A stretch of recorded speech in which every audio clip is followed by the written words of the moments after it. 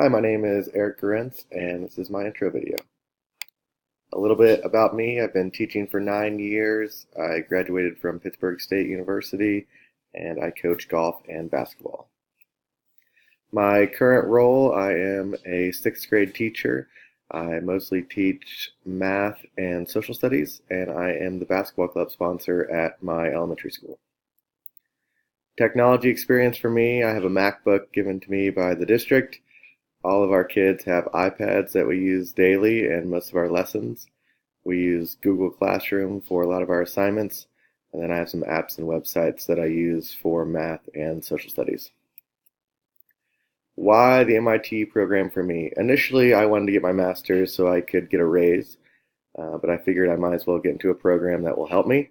I think it will improve my teaching. I'll be more confident when it comes to technology, being around the kids, being more comfortable around every app and website that I've learned about. And then, more importantly, I can be an example to the kids that I'm much older than them and I'm still trying to learn more and improve. And they can hopefully see that learning is a lifelong experience.